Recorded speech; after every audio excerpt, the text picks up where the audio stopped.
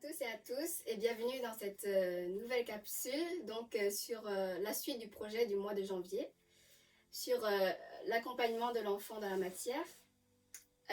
J'ai aujourd'hui avec moi une intervenante accompagnatrice et éducatrice de jeunes enfants que j'ai invitée et donc qui va se présenter. Bonjour, je suis Catherine, je me présente, je suis une personne qui accompagne et les enfants et la parentalité depuis une trentaine d'années autour de différents métiers. Je remercie Liana Ligue de m'avoir invitée. Et je viens aussi parler de ce sujet au titre de maman, puisque je suis maman de trois extraordinaires enfants qui ont une sensibilité extraordinaire, dont une jeune fille, maintenant jeune fille, mais qui était petite fille et qui a dû évoluer dans des capacités extrasensorielles pour devenir médium. Pas pour devenir médium, elle est de fait médium spirituel et canal des êtres supérieurs de lumière. Donc voilà. Lien Ali connaît bien cette jeune fille, voilà. C'est à ce titre de maman ayant expérimenté aussi cet accompagnement d'enfants extraordinaires et au titre aussi de professionnel de la parentalité que je suis ici avec vous. Donc merci beaucoup. Merci à toi. On est autour du sujet d'accompagner l'enfant. Mais est-ce que tu peux nous dire un peu plus quel type, on peut dire entre guillemets, quel type d'enfants? Ce sont des enfants assez spéciaux, on peut dire ça. Alors oui, ce sont des enfants, des êtres avec des capacités déjà bien ouvertes. C'est en général des enfants qui vont venir au monde maintenant depuis à peu près une vingtaine d'années. Il y a des enfants qui viennent au monde avec des capacités déjà bien ouvertes, qui ne demandent qu'à se développer, qu'à être accompagnés pour être développés. Pourquoi ces capacités sont importantes, pas importantes, enfin, du moins, ce sont des enfants qui ont, dans leurs capacités, qui peuvent interpeller l'entourage, interpeller l'adulte, les parents, dans leur questionnement, dans leur façon d'être, dans leur façon aussi de communiquer avec ce qu'il y a autour, avec le monde invisible, où justement ce monde invisible n'est plus invisible pour eux souvent et ils sont en communication directe avec. Voilà. Et ces enfants, on les appelle les enfants arc-en-ciel, les enfants lumière ou encore les enfants indigo. Est-ce que tu peux nous expliquer ce que veut dire ces noms à peu près? Alors ce sont sans doute des enfants, enfin voilà, moi je mets du conditionnel, ce sont sans doute des âmes ascensionnées, hein, ce sont déjà des âmes qui dans cette incarnation ont choisi de s'incarner pour aider l'humanité, je dirais, pour nous faire passer à des élévations différentes, des stades différents, des dimensions différentes dans notre monde actuel, là, qui est en mutation, qui est en transformation vers autre chose, vers un autre monde. Un autre monde qui n'est plus lié à la compétition, à l'individualité, mais qui serait plutôt qui va et qui tend à retourner vers le collectif, hein, parce que c'est quand même l'essence de nos âmes et l'essence de toute âme et de toute âme incarnée ici. Normalement, c'est d'être dans l'amour et dans la paix et au niveau de l'humanité et de travailler pour l'humanité, pas pour soi-même. Et que tout ce qu'on fait pour nous-mêmes, on le sert à l'humanité et servi pour l'humanité. Donc ces enfants, ils sont là, ce sont des personnes, des enfants qui deviennent des accompagnants et des accompagnants de parfois leurs parents. Moi, ça a été mon cas peut-être, même si j'avais sans doute des capacités déjà bien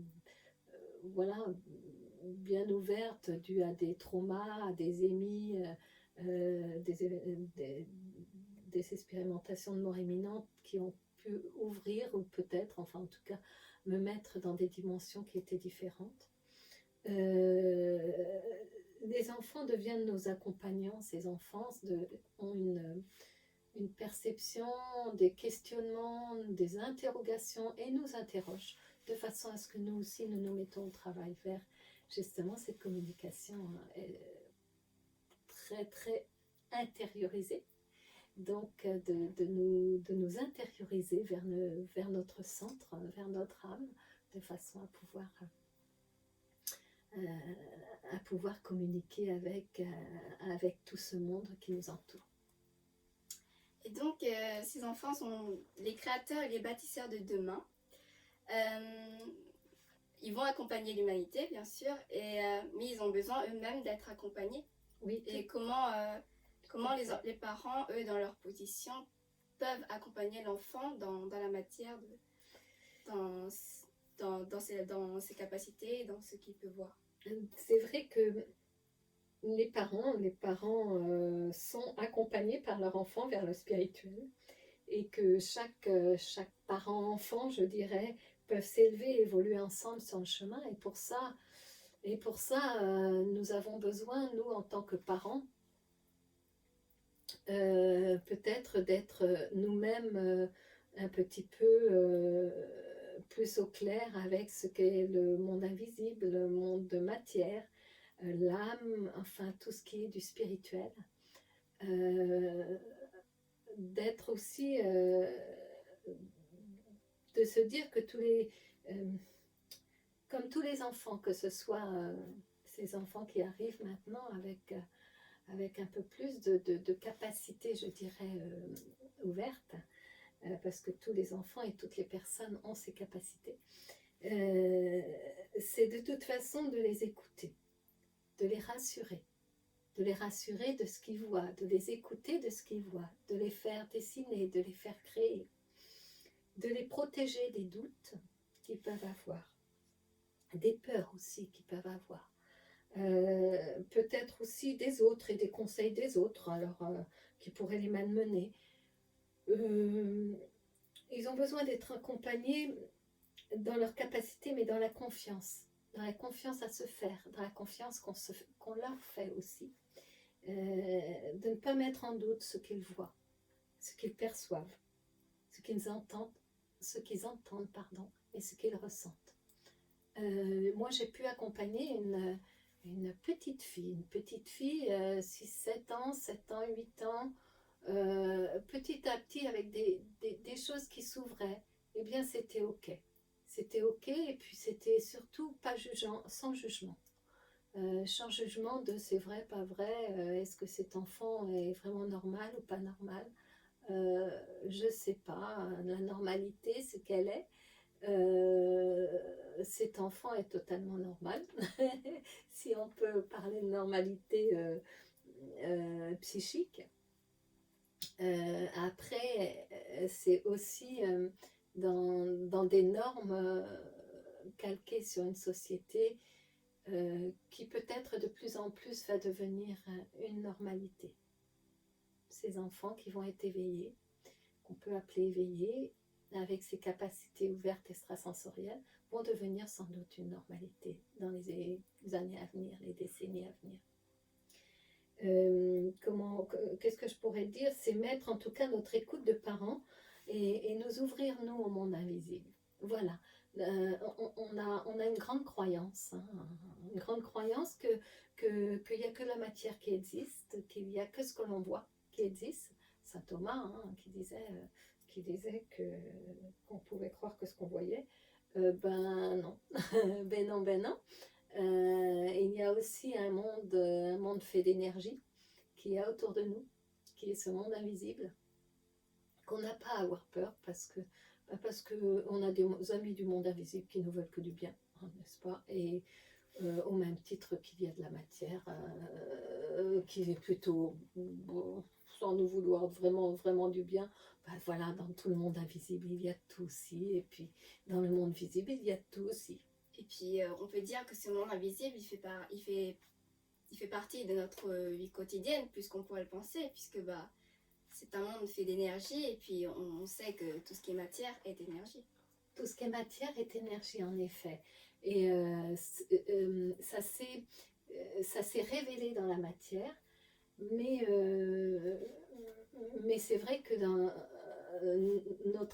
l'âme, quand elle décide de s'incarner, que ça fait matière au niveau du corps, au moment de la mort, donc il y a la naissance, et puis il y a l'autre côté qui est la mort, où l'âme voilà, repart voilà, dans ce monde invisible, hein, dans cette énergie, et quitte la matière. Il y a ce corps qui redevient, voilà, cette matière, en fin de compte, je dirais compostable, mais c'est un peu, enfin voilà, c'est un amas de cellules qui retourne à la terre, hein, on peut le dire. Oui, Voilà. c'est un véhicule pour l'âme durant l'incarnation. C'est ça, c'est un véhicule pour l'âme durant l'incarnation, et un véhicule qui serait amené à justement permettre à cette âme de pouvoir créer, puisqu'on a 2 petites mains, des petites jambes, et on a tout ça qui fait qu'on fait des expérimentations à créer, et qui nous permet d'évoluer. Je parle créer dans la matière comme créer aussi dans tout ce qui est peut-être pensée, qui est de la création aussi dans les écrits, dans tout ce qui est de l'art, dans la musique, dans simplement aussi être. La création, c'est aussi être, hein, c'est être tous les jours, c'est être dans l'amour, c'est la création, c'est être dans la paix, c'est être en méditation, être à prendre soin de soi. Donc c'est vrai que les parents sont les guides de ces enfants, et des guides qui font aussi le chemin. Ce ne sont pas des parents qui savent, ce sont des parents qui cheminent avec leur enfant. Tout à fait, parce qu'en fait, comme chaque âme qui s'incarne sur Terre, elles ont à apprendre de leur existence, de la vie des autres. C'est ce que, comme dit l'archange Gabriel, que chaque âme sont des éternels apprentis de la vie avec un petit V et de la vie avec un grand V. Oui, et moi je dirais des apprentissages, parce que ce sont des apprentissages, enfin ce sont des sages qui sont en apprentissage. La sagesse, c'est aussi de l'apprentissage, je dirais, de l'amour, de la paix en soi et vers les autres. Pas que pour les autres, vers les autres. Ce que l'on fait vers soi et pour soi sert à toute l'humanité. C'est ce que je disais tout de suite, et c'est là qu'on le voit. La paix, l'amour pour soi, l'amour inconditionnel avec un grand A. C'est comme les V, les petits V, les grands A, les petits A. Voilà, c'est aussi une autre façon de voir les choses, une autre façon d'expliquer les choses aux enfants. Ce que c'est l'amour et comment on peut aimer sans condition les gens, eux-mêmes. Peu importe ce qu'ils font, peu importe comment ils le font dans leur comportement, on les aime de manière inconditionnelle, même si on n'aime pas le comportement du tout. Ok, c'est le comportement que l'on n'aime pas, mais la personne, l'être, on l'aime de fait. Et cet enfant, quand il est rassuré de ça, quand il a assez de sécurité, d'amour à l'intérieur, il peut lui-même être dans ce mimétisme et évoluer dans l'humanité, dans notre société de cette façon-là. Une fois qu'il est reconnu comme étant un être à part entière et un être d'amour désiré, avec de la valeur, il peut nourrir son estime de soi, il peut nourrir sa confiance en soi, il peut nourrir son amour de soi et sa vision, une meilleure vision de soi. Et avec cet outillage, enfin comment il est outillé avec tout ça, il peut lui-même aborder les autres, aborder la vie avec un petit V, la vie terrestre là, qui vient de s'incarner d'une manière, plus détaché, sans attachement, avec avec une confiance avec ces guides, enfin ces guides que je parle terrestres, les guides terrestres, c'est les parents.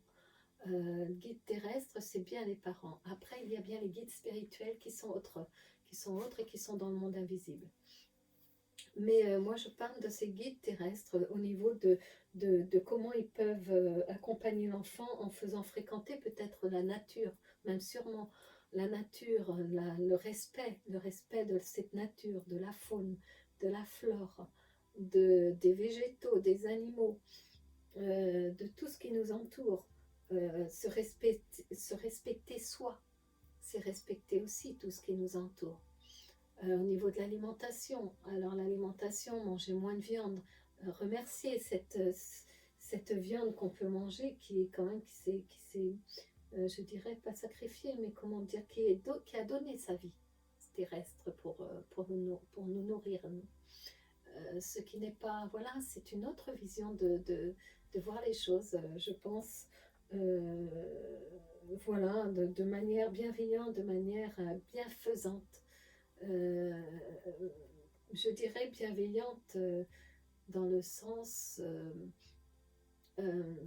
veiller à ce que ce soit fait avec respect et amour. C'est dans ce sens-là. Peut-être parfois aussi se rapprocher d'un médium spirituel, d'accompagnant psycho-énergétique. Hein. Moi, c'est ce qui a pu se faire aussi. Parce que quand on n'a pas les outils, quand on ne sait pas, quand on ne connaît pas, on va voir les gens qui connaissent un peu mieux. Et qui sont souvent passés par là petits aussi, hein, enfants. Donc, jeunes adultes, ils ont pu passer par là et ils ont pu ils ont une expertise quelque part à pouvoir, à savoir ce qu'ils ont besoin. Mais toi aussi, tu as pu, Yanaïlig, passer par là, donc tu connais les besoins de ces enfants. Oui, oui, je vois. Tu connais les besoins de ces enfants et c'est surtout nourrir sa confiance en soi, son estime de soi. Et puis, en tant qu'enfant, je pense il y a un besoin ce besoin de se sentir rassuré, comment on dit, oui, d'être rassuré dans ce qu'il peut voir, ce qu'il peut entendre, et aussi dans sa vie sociale, avec ses camarades, ça peut être compliqué. C'est pour ça, on va dire la première base des enfants, dans la confiance, c'est aussi les parents, dans leur accompagnement. Et puis peut-être aussi de voir ou d'entendre des personnes comme eux. Aussi, parfois en groupe, ça peut tout à fait être plutôt rassurant. Et puis, voilà, c'est sans doute pour ça aussi que tu fais cette chaîne, pour rassurer certains enfants ou certains jeunes ados ou certaines jeunes ados qui peuvent avoir aussi ces mêmes perceptions que tu as. Voilà, moi, je dirais aussi une autre chose, c'est que les parents sont là aussi pour apprendre à l'enfant à faire des choix, à apprendre le discernement, à prendre la responsabilité et de ses actes, ses pensées et autres. De limiter les croyances qu'on peut avoir, voilà, la croyance, elle n'est pas, voilà, c'est une pensée fabriquée qui n'est pas une réalité. Par contre, ce qu'il perçoit, ce qu'il voit, ce qu'il entend, que ce soit mis par mots, écrit, dessiné, voilà, s'il voit un dragon, qu'il dessine son dragon. Ça peut être effrayant, un dragon, surtout quand on est tout petit, quand on a 5-6 ans. Et en même temps, quand il est dessiné, quand c'est rassuré, quand c'est un guide, quand c'est marqué comme étant, tu vois, il y a des histoires, enfin ça peut se discuter avec des personnes du même âge et qui ont déjà connu la même chose que lui. C'est aussi sur la peur, sur tout ce qui est doute, peur, colère aussi, parce qu'il y a toutes ces émotions, c'est de lui apprendre l'intelligence émotionnelle. c'est lui faire reconnaître les émotions, lui les faire accueillir, lui les faire accepter. Parce que c'est, moi je dis ça pour tous les enfants à vrai dire, mais encore plus pour ces enfants qui sont hypersensibles, qui sont très très sensibles et qui ont une sensibilité quand même qui les amène à percevoir quand même des choses extrasensorielles. Donc euh, c'est la reconnaissance des émotions, l'expression et le comportement. Enfin voilà, leur faire parler de tout ça, de ce que c'est qu'une émotion, de ce qu'elle amène à faire. Et de le rassurer sur sa personne à lui qu'une colère, ok, le comportement que cette colère amène à faire, eh bien, c'est un comportement, mais ce n'est pas son identité. Ce n'est pas lui. Et ça, c'est très rassurant pour un enfant. Voilà. Et puis, on parle aujourd'hui d'accompagner l'enfant dans la matière, mais par expérience, l'enfant, en tant qu'enfant, hein, il a une vie d'enfant, donc dans la joie, dans le partage avec d'autres copains, d'autres camarades, dans son insouciance, et peut-être il peut avoir très envie d'être avec les autres, de faire les choses avec des autres, des enfants de son âge. Mais parfois de se dire qu'il n'a pas toujours sa... Enfin, de se trouver un peu, comment dire, à l'écart parce qu'il se rend compte peut-être parfois il se demande parfois ce qu'il peut faire dans ce groupe et en même temps, il a une vie aussi à vivre. Donc, comment est-ce qu'on pourrait accompagner cet enfant là-dessus? Comment toi, tu t'es accompagnée là-dessus? Personnellement, même si moi en tant qu'adolescente, ça reste quelque chose de très compliqué par rapport à mes camarades parce que justement je parlais de vécu, on a toujours cette volonté, cette envie d'être dans ces groupes, d'être entre guillemets normal, mais en même temps qu'est-ce qui est normal? Et d'être comme eux, d'être intégré. Mais si je suis quelqu'un d'assez sociable, mais parfois on se retrouve avec eux et puis on se dit vraiment qu'est-ce qu'on fait là quoi, c'est pas notre truc, c'est pas à quel moment ça peut se sentir, sur quel type de discussion, parce que c'est peut-être pas tout le temps. Non, je pense que pour les jeunes enfants ça devrait faire, mais arriver dans l'adolescence ça peut devenir compliqué, je pense. Qu'est-ce qui est compliqué? C'est sur certaines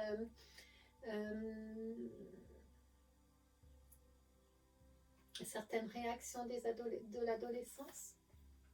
Oui, ça va être sur les réactions, sur les centres d'intérêt qui sont autres aussi. Mais je pense malgré cela, mais si l'enfant, il a, si vous voulez, en tout cas l'âme qui est incarnée dans son corps a un but précis, je pense pour cette vie, il a besoin de vivre sa vie d'enfant quoi, ou sa vie d'adolescent.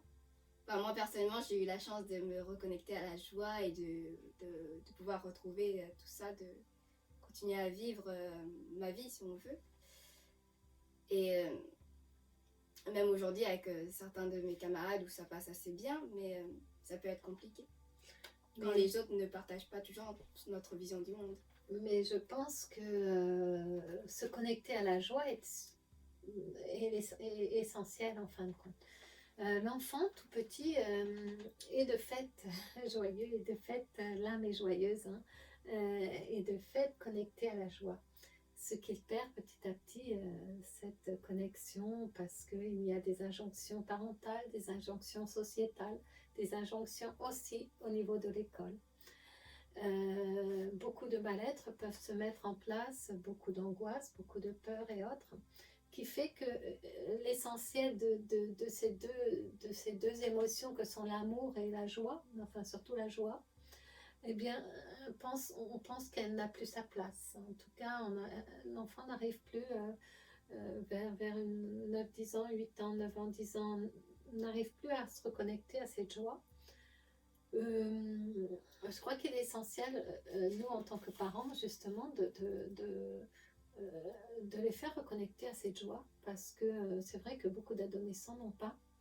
de connexion à cette joie, parce qu'en fin de compte, elles ont perdu l'essence même de l'être. Ils sont dans de l'apparat, souvent, sociétal, avec justement une place d'ego qui a pris beaucoup de place, une persona qui a pris beaucoup de place, un masque social qui fait que tout est basé sur l'apparence et pas tellement sur ce que l'on souhaite ressentir et peut-être l'authenticité. Donc c'est peut-être ça ce qui est difficile pendant l'adolescence. Oui, parce que moi-même, parfois, je peux me surprendre, soit à être en réaction, ou soit tout d'un coup à me retrouver en face de mon ego, parce que c'est aussi, je pense, dans l'influence de la société qui non plus ne nous permet pas cet environnement d'être nous-mêmes, quoi qu'il arrive. Mais ça peut être compliqué en dehors du cocon familial qui peut être rassurant, sécurisant, où l'enfant peut être lui-même sans souci. Et là, il se retrouve dans la société, face au monde, et avec tous les idéaux de la société. En tant que fille, garçon, femme, homme, élève, et puis dans cette idée de compétitivité, que ce soit pour les notes ou pour plein de choses en fait. Et qu'est-ce qui peut être aidant ces cas-là?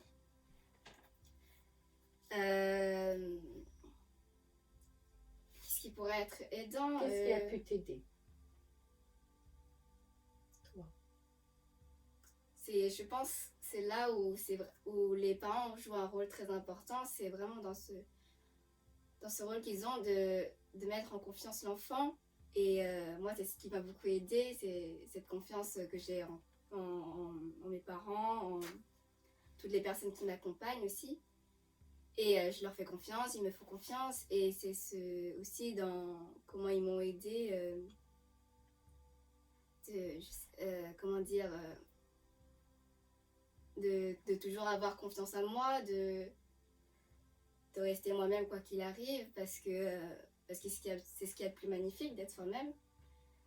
Et même si c'est pas toujours facile, même si parfois on se rend compte que on reprend le masque ou on est en réaction, parce que la société parfois ne le permet pas, mais ça reste quelque chose d'assez formidable. Et je pense que c'est vraiment ce qui pourrait permettre l'enfant, lui, d'être plus authentique, on va dire. Est-ce que la création peut aider? Oui, créer est je pense, donc créer, c'est l'essence de vie, c'est le souffle de vie, c'est l'énergie de vie, c'est vraiment, ça pourrait aider l'enfant, je pense, parce il parle c'est l'essence en fait de lui-même qui parle, qui s'exprime. Et c'est vraiment dans ces moments-là où il peut être lui-même. Donc oui, je pense la création, la joie, qui peut le reconnecter à lui-même. Est-ce que la création en dessin, en art, en tout, en expression? Je pense en tout, parce que oui, l'expression est très importante, je pense. L'enfant peut avoir besoin de s'exprimer, donc je pense qu'il est important qu'il en parle avec ses parents, de ce qu'il voit, sans que les parents se disent que c'est son imagination, ou que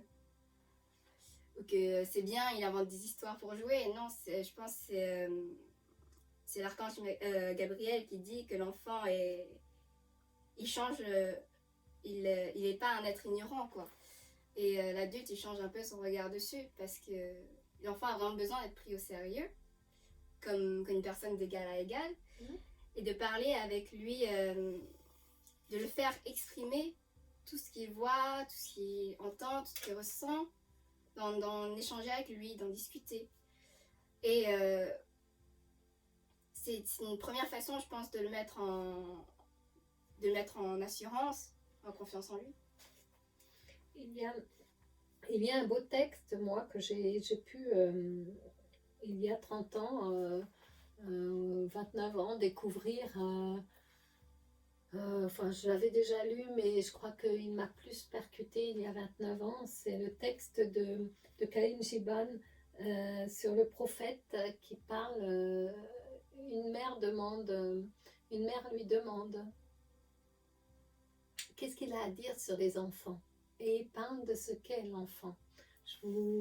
Là, je ne l'ai pas envers moi, donc je vais pas le, comment vous le dire maintenant, mais peut-être que Dans la prochaine vidéo, dans la prochaine vidéo, ou bien en tout cas, il serait intéressant voilà, que vous écoutiez ce texte, que vous le relisiez. Et sur Internet, vous tapez le prophète Khalil Gibran, G-I-B-A-N, le prophète, et c'est sur un texte sur, c'est la mer, hein, il me semble, c'est un des textes de la mer sur le prophète. Il y en a 23 ou 26, je ne sais plus, textes. Et ce poème est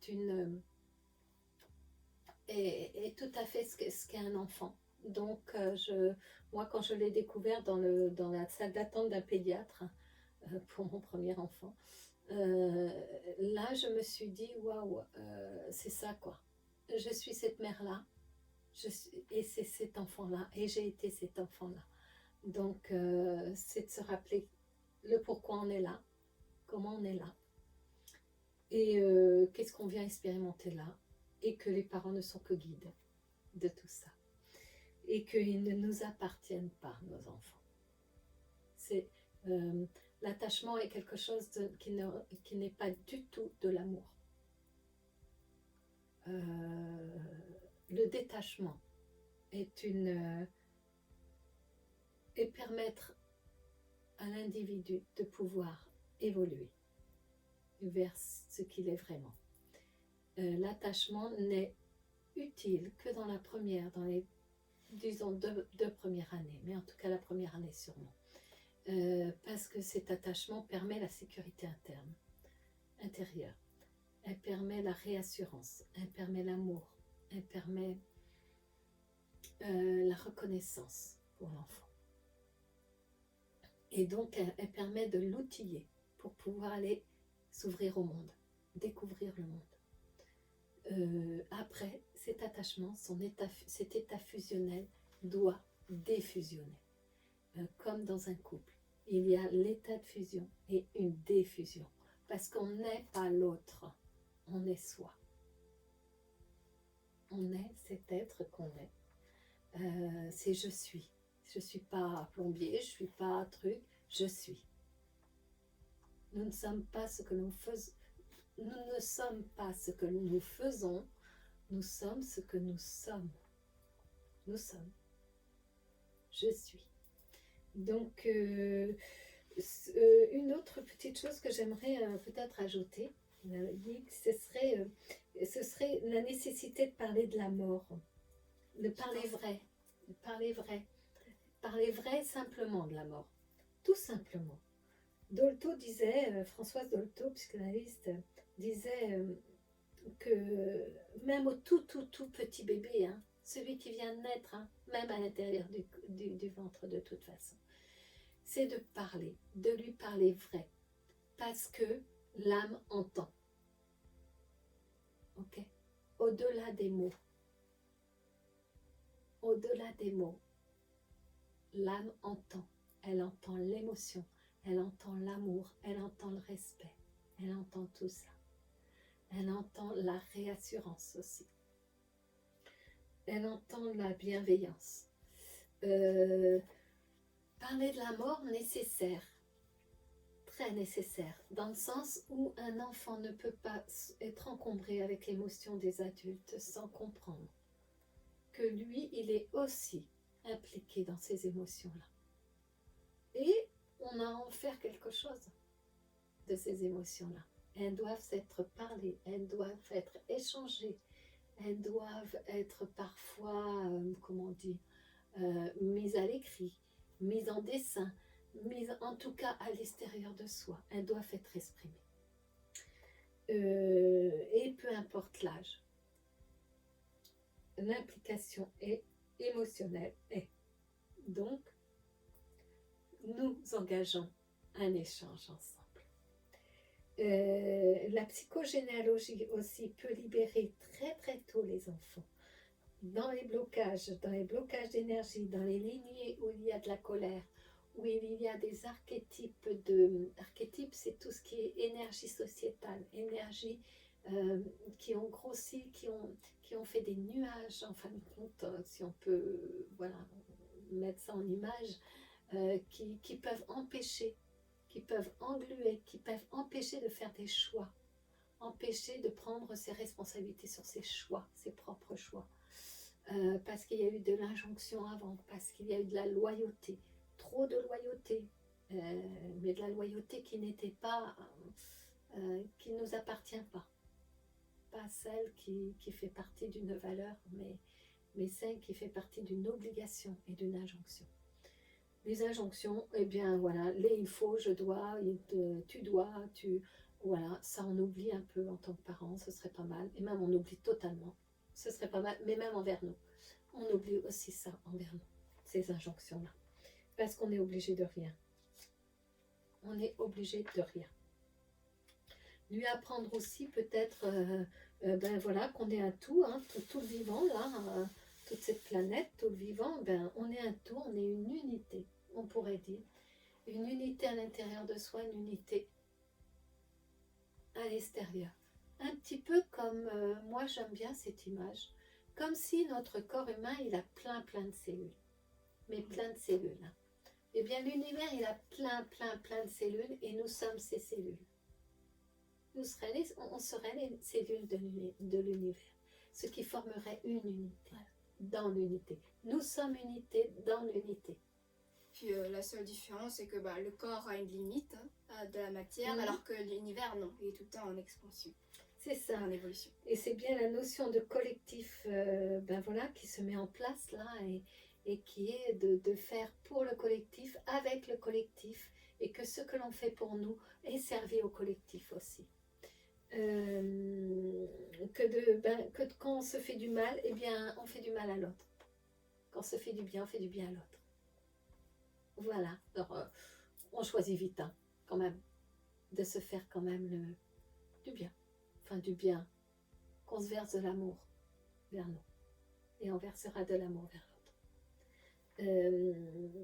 Que s'aimer, que si on ne s'aime pas, on ne peut pas aimer l'autre. Mais je dis bien s'aimer de manière inconditionnelle. Ça veut dire sans condition. On aime aussi les parties les moins bonnes de nous, les moins sympas. Même nos défauts du visage, même nos défauts d'apparence, même nos défauts aussi de caractère. Parce qu'on est tout ça. On est unique, on est précieux. Parce qu'on est unique, on est précieux. Et on a de la valeur. Parce qu'on a été désiré par l'univers. Et on est la valeur de l'univers. Ça, c'est super important à leur apprendre à nos enfants. Ils ne sont pas simplement désirés par des parents, parce que parfois, au niveau des parents, ça arrive comme ça.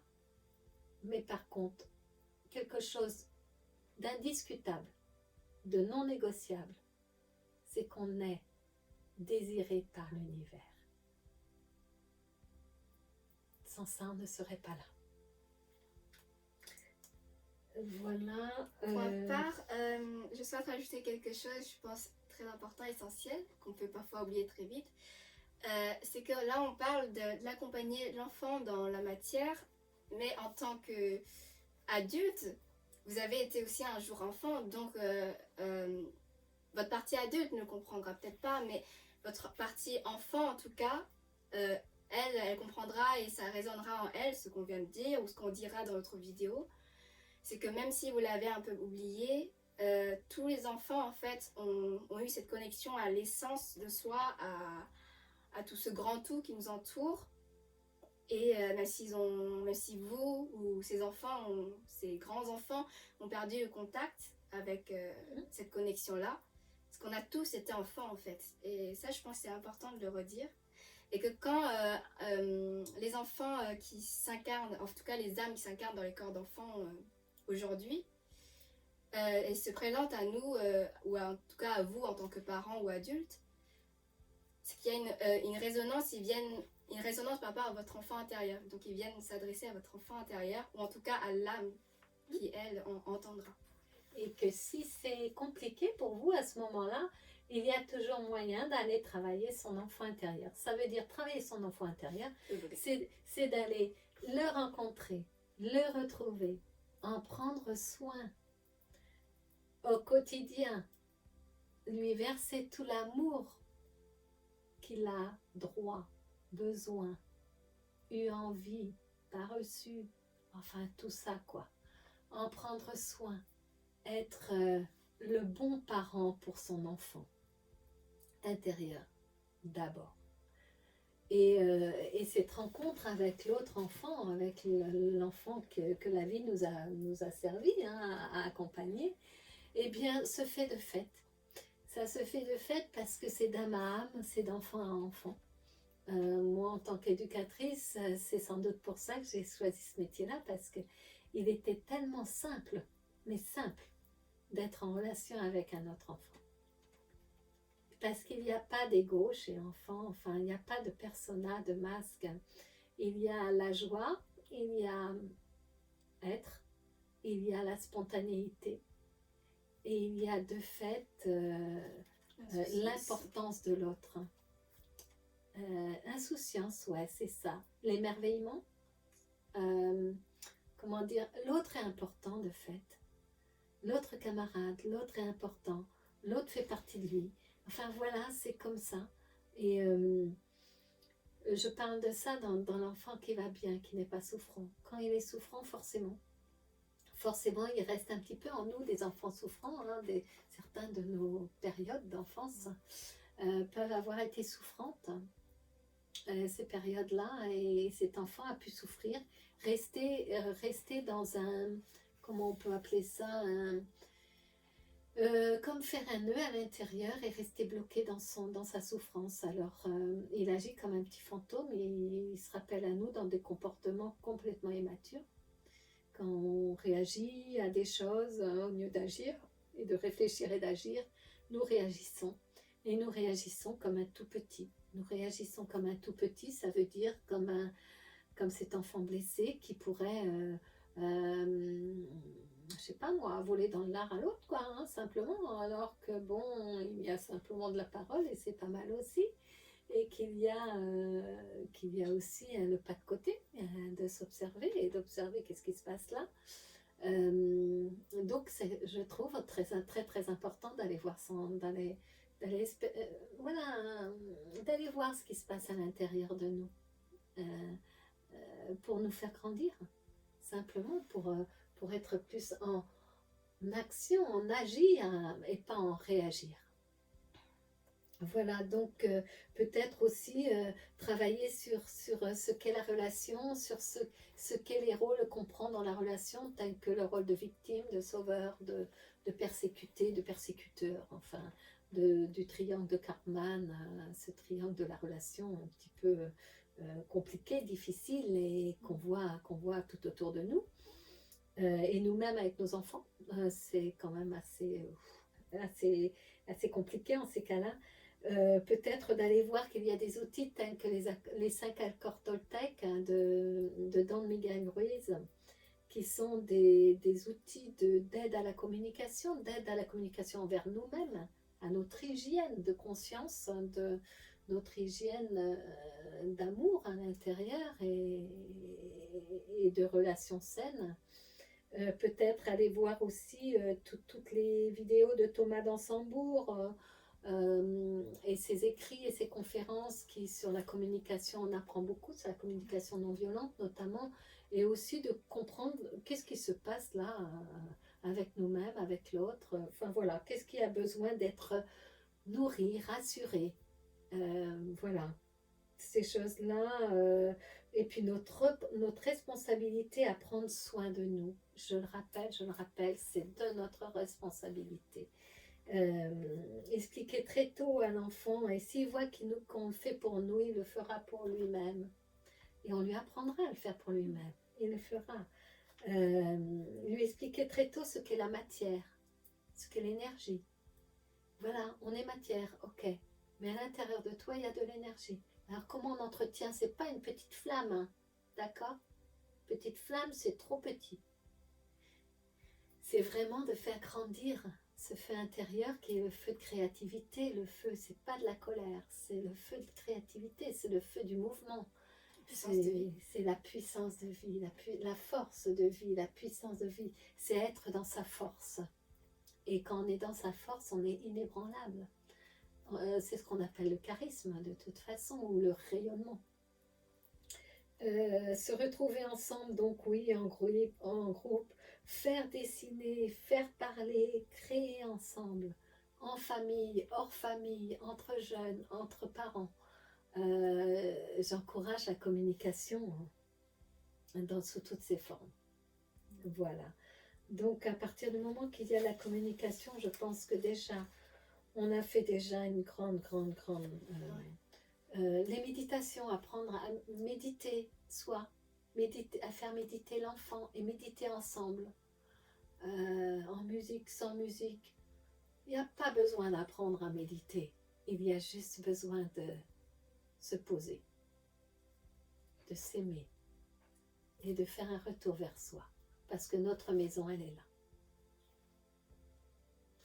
Voilà ce que j'ai à dire, moi, de mon point de vue, de maman, de ces 3 enfants extraordinaires, de cet enfant médium et canal du monde invisible, de ma voilà, expertise, je ne sais pas si c'est expertise, en tout cas de mon expérience, de mes compétences d'accompagnante dans la parentalité au mieux-être. Voilà, donc je te laisse la parole. En tout cas, merci pour ton partage. Donc on va clôturer cette première vidéo et ce thème. Donc tu n'as plus rien à rajouter. Non, merci. Donc, ok. Donc on va clôturer la vidéo. On vous retrouve dans une 3e et dernière vidéo. Donc là, on va aller au-delà de la matière, plus dans le spirituel, dans les capacités, dans tout ça. Et aussi dans l'accompagnement enfants, des parents et tout ça. Parce que les parents aussi ont besoin d'être accompagnés. Tout le monde, en fait, je pense. Donc voilà, merci à vous pour votre écoute. Merci pour ce temps donné. Parce que c'est une vidéo assez longue. Plus longue que celle que je fais d'habitude. Et puis, je vous souhaite une merveilleuse semaine, une douce semaine. Et à la semaine prochaine. Merci. Merci à toi. Merci bien.